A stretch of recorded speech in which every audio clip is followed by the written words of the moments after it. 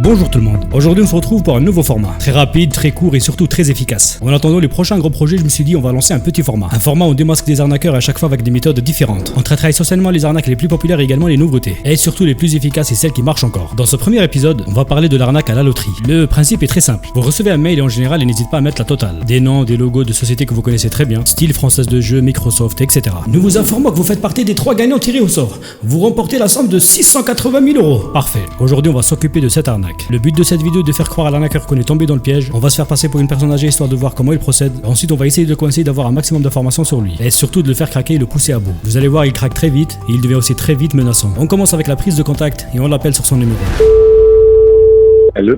Oui, bonjour, excusez-moi de vous déranger, je rentre à peine des vacances là et je viens de prendre connaissance d'un cabinet de maître Olivier, je sais pas quoi, et j'aurais apparemment gagné une certaine somme d'argent. Oui, effectivement, c'est bien ça. Quel est votre nom? C'est monsieur Roland à l'appareil. Vous m'annoncez que je viens de gagner 680 000 €, c'est ça? Effectivement, monsieur. Vraiment, c'est un jeu organisé chaque année par les plus grandes nations de ce monde, voilà. Donc, par un coup de chance, votre email a été tiré au sort. Mais c'est incroyable, voilà, j'y crois pas. 680 Monsieur Laurent, oui, essayez de vous calmer, monsieur Laurent. Donc, 680 000 €. veuillez, voilà.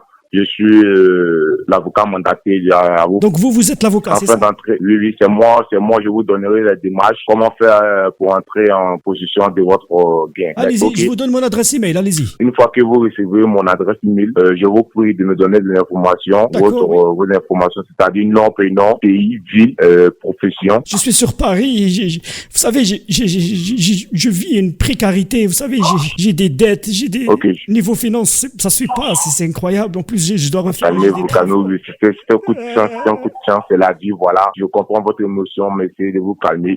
Une fois que je recevrai votre mail, je vous appellerai afin de vous donner la démarche à suivre. Merci beaucoup, monsieur. Ok, donc, monsieur Laurent, à tout à l'heure, au revoir. Merci, au revoir, monsieur. Encore une fois, mes félicitations. Merci beaucoup, je suis content. Ok, il me demande d'attendre son email et 5 minutes plus tard, je reçois un mail très soft avec seulement 2 lignes et 2 pièces jointes. La première, c'est un formulaire qu'il faut remplir, signer et renvoyer. Nom, prénom, profession, adresse, etc. Et la deuxième pièce jointe, c'est une espèce de contrat où il demande d'envoyer une pièce d'identité avec. Je Photoshop une pièce d'identité avec comme nom Sandoz et prénom Roland. Mais pour la photo, j'avais aucune inspiration, je suis censé avoir 79 ans. Je prends une photo au hasard, en l'occurrence ici, Norman. J'ouvre FaceApp, je le vis, il auto rejoué. Et là, je lui envoie un mail en mode full troll, écriture en majuscule, une pièce d'identité avec la photo de Norman. Et je me dis, le type, il arnaque sur internet, obligé, il doit le connaître. Je le rappelle pour voir s'il a reçu le mail.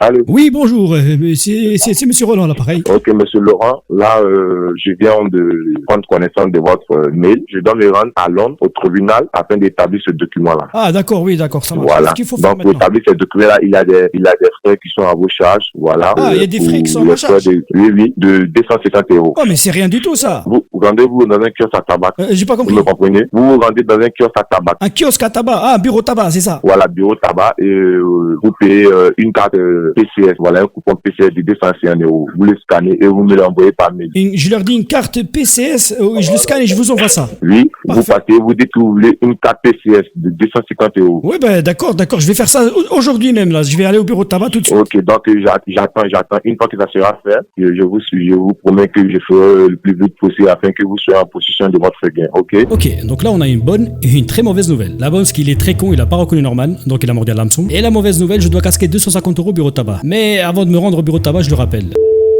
Oui, rebonjour monsieur Laurent à l'appareil. Juste avant d'aller au bureau de tabac, je vous ai envoyé un mail à l'instant avec mes coordonnées bancaires. Ah d'accord, il n'y a pas de souci, Voilà, donc regardez les mails et dites-moi tout à l'heure ce que vous comme ça si vous avez bien reçu les mails. Ok, il n'y a pas de souci. En fait, je lui fais croire que j'ai envoyé mes coordonnées bancaires, mais en réalité, c'est un fichier PDF piégé avec des informations bidons. Et une fois qu'il clique dessus, boum, j'ai toutes ces informations. Son adresse IP, le type de machine qu'il utilise et avoir certains accès, etc. Et comme il est très con, il est persuadé que je suis hier et je comprends rien, il clique sur mon email. Et là, on peut dire que c'est que le début des emmerdes pour notre arnaqueur. Je lui laisse pointer une bonne heure avant de le rappeler et lui faire croire que je reviens du bureau de tabac. Et pendant ce temps, je regarde un peu les dégâts que mon fichier PDF a pu faire sur son PC. J'ai pu récupérer son adresse IP, la localisation exacte et quelques informations. Son IP, elle pointe directement à Abidjan en Côte d'Ivoire. Donc notre ami, il est très loin d'être en France comme il le prétend. Je le rappelle pour lui donner le faux coupon PCS.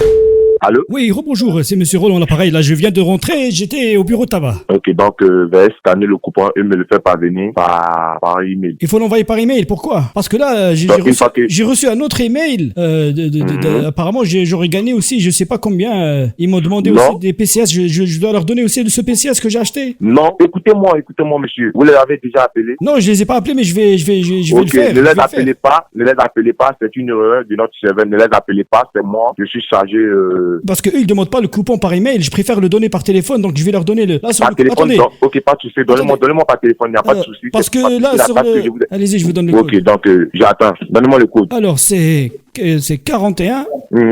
41 207. 207. Le code que je viens de vous donner, c'est votre adresse IP. Vous pouvez vérifier par vous-même. Donc, c'est quoi le problème? C'est quoi le problème maintenant? Là, je viens de vous donner votre adresse IP. Vous habitez bien à Abidjan, en Côte d'Ivoire. C'est ça, hein? Est-ce que tu crois vraiment que ton arnaque... Aïe, coup dur pour notre arnaqueur. Il sait qu'il vient de se faire avoir. Et il sait aussi qu'il aura jamais les 250 €. Je vous jure, faites le test, vous verrez que c'est très satisfaisant de voir les arnaqueurs dans une telle posture. Et d'ailleurs, on va même le rappeler pour en rajouter une couche. Vous allez voir qu'il est vraiment énervé. Monsieur, écoutez-moi. Putain, il met des bordel, fais ce que tu veux. Vous êtes des blancs, vous nous avez colonisé pendant combien d'années? Bah, dis quoi, ta mère, un bécon, chien. Fais ce que tu veux, si tu veux m'arrêter. De toute façon, je n'ai pas peur. De toute façon, vous nous avez toujours arrêté, vous avez toujours fait de nouveaux esclaves. Quels sont tes manèges imbéciles? On veut prendre juste des anciens de leur équipage. Bah, viens là. Viens, si tu as les couilles, viens. Tu vois, je te donne un rendez-vous, tu viens, on t'attaque, imbécile. Ok, si tu as les couilles, tu me retournes, tu viens, on parle d'homme à homme. Laisse la justice en dehors des statistiens. On va toujours vous arnaquer jusqu'à ce que ça vous fait mal. Mais si vous m'avez arrêté, mes amis seront là pour vous arnaquer. Ta mère va bien masturber devant l'écran. Devant l'écran. Je vais te faire masturber aussi devant l'écran. Ça, fils de mec, imbécile, n'appelle plus sur le numéro, sinon tu vas mourir.